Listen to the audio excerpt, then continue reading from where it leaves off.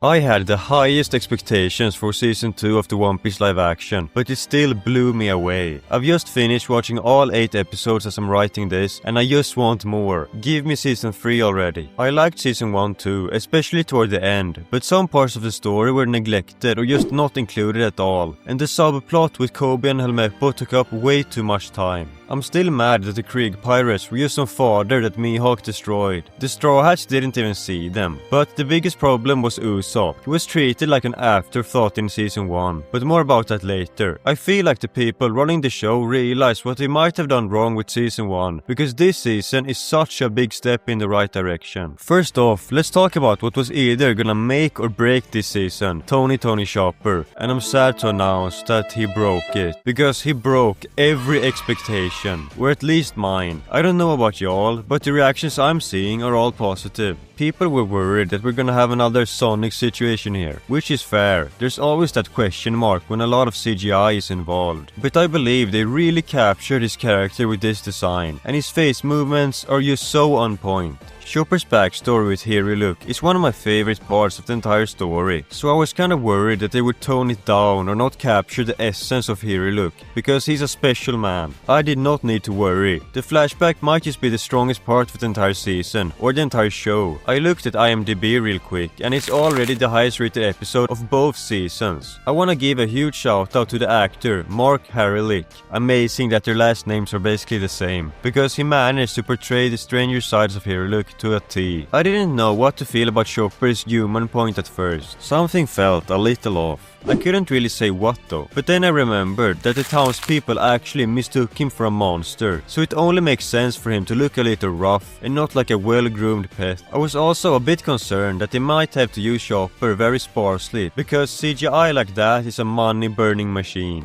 But he was on screen a lot, like surprisingly much. Maybe he'll be used less in season 3 though, when he's not the main focus anymore. We'll have to wait and see. One thing I really appreciated about this season was how Zoro felt much more like the original character. A lot of people, myself included, thought he was too stoic in season 1. Zoro is stoic a lot of the time, as we all know, but he's also got a silly and whimsy side to him. I can't say those words without cringing at myself, but it's true. He ain't that smart, and he had some really fun gags early on in the story, and we got to see that side of him this season. My favorite has to be this one. He smiled more overall and seemed like an actual person opposed to just an aura farmer, even though he definitely did that too. I actually shed a tear when he went to pick up Chopper on his shoulder. That's my Zoro. Sanji delivered too. The fact that the actor had to learn to cook like a professional and basically become a master of martial arts when he had little to no experience of either before is crazy. Huge respect to Skylar. I also feel like he had the best banter this season. He got great chemistry with everyone on the crew. Alright, let's mix it up with something I didn't really like, and that's the portrayed strength and power levels of some of the characters. Especially the strength of Luffy. In the manga and anime, it's clear that Luffy is a monster strength-wise, even in the East Blue and early parts of the Grand Line. But I wouldn't blame my live-action only viewer for thinking he is as powerful or even less powerful than Chopper in this. If there's anyone that stands out,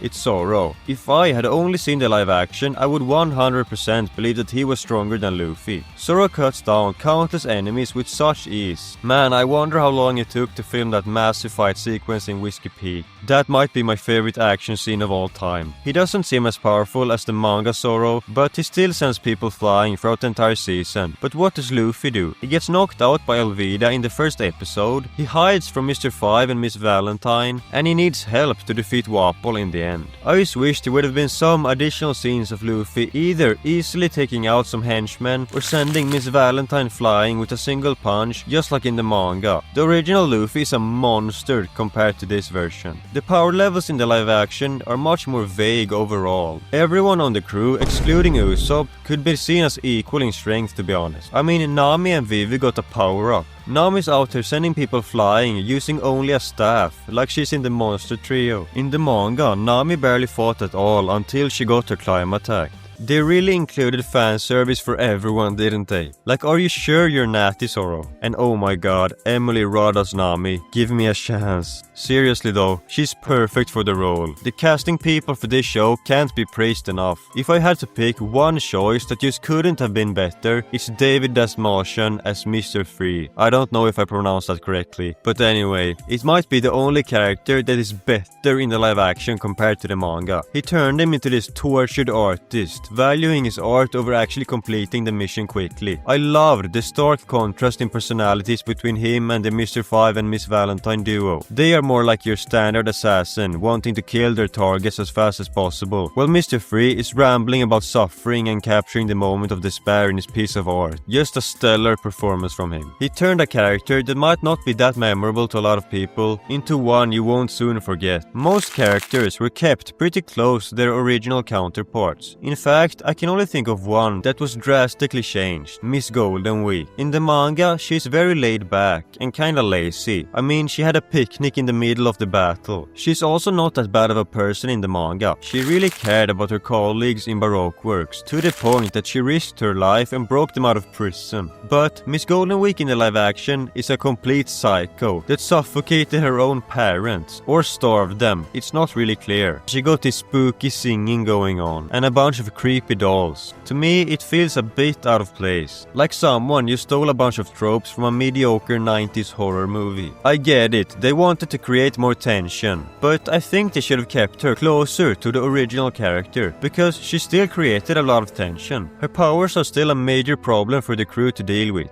They didn't need to change her character completely to accomplish that. Back to something I really appreciated, and that was not making a third of the show freaking Kobe and Helmeppo filler scenes. In the first season, they would constantly cut away to show whatever those two were up to during their marine journey, and it was never that interesting. It just took time away from the canon story, you know, the story the show aims to tell. I guess they felt like they needed an interesting side plot, but it stole way too much time. Maybe if they wouldn't have done that, we would have live action Pearl. Other than his carcass, I will never forgive whoever decided to cut the Krieg Pirates. However, in season 2, the side plot was done way better. We got Smoker and Tashigi trying to intercept the calls between Baroque works, and ultimately fighting Mr. 11 and Miss First Day. This felt much more relevant to the story, and that might be because it's actually canon. This happened in the original story too, but off screen. This meant we got much more time with the Straw Hats. If I remember correctly, there was one episode with no cutaways at all. The GOAT of this season might be Usopp. He got a real redemption. As I mentioned in the intro, one of the biggest complaints about season 1 was the lack of Usopp. They cut his big character moment from his own arc, and his fight with Shu was cut so short that his internal struggles and character development weren't even present. And this has nothing to do with the actor. Jacob Romero does such a great job as Usopp. He might be my favorite of the crew in terms of acting. That's why it made me so happy to see him shine this season. They really made Little Garden his arc, as it should be. From his first conversation with Bragi, which led him to become inspired on a personal level, to him being ready to sacrifice his own life for his friends. And throughout the whole season, it just felt like he had a bigger impact on the story. So kudos to the showrunners for listening to the fans. You gotta love all the Easter eggs and lore mentions they included. I was so surprised when I saw Pedro's bounty in the background. Such a random character to include, but I think that makes it a better Easter egg. The early mention of God Valley, Sanji telling the emotional story about his mother, and Bartolomeo having a real role are such welcome changes to me. Because no matter how much we love this adaptation, we gotta realize that we might not be making it past time skip. Hell, we might not even make it past Enies Lobby. And if that's the case, why not include these things now? Because it's mostly canon anyways. Except Bartolomeo meeting the Straw Hats. He was at Logtown, but he only saw them from a distance. But if this show, by some miracle, makes it to Dressrosa, this change wouldn't hurt his character. It would make even more sense for him to become a fanboy. So these things are just a net positive. Veteran fans who know the story will probably crack a smile when they hear God Valley. And if you don't know about the story, it just adds more intrigue. To all the people who were complaining about Vivi's actor having dark skin, first off, I want to say off. And then I want want to ask, are you still mad? Because she killed that role, both as Miss Wednesday and then even better when she was revealed as Vivi. I especially loved her dynamic with Luffy. First seeing them have a great time on Little Garden, and then her best scene, telling Luffy off for screaming at the people of Drum Island, and then teaching him diplomacy in real time. It's a top moment for me. I also saw some people on Twitter being mad over Luffy singing to Laboon, saying it made them cringe and turn it off. Like, what did you expect that the adaptation of this goofy pirate manga was gonna be? Dead serious all the time? I know One Piece has many serious themes, but at its core, it's whimsy and fun. I also saw Ludwig tweet that the live action is good if you don't count the devil fruits. How can you see the smoker fight and think that's bad CGI? It's literally flawless. I also think Mr. Free's power was done great too. But you gotta remember, Twitter isn't real life. Just look at any reviews, most people really loved this season. Thank you so much for listening to me rambling about this. I probably missed so much things, so let me know in the comments what you thought about this season. If you enjoyed this video, I bet you're gonna love this one even more.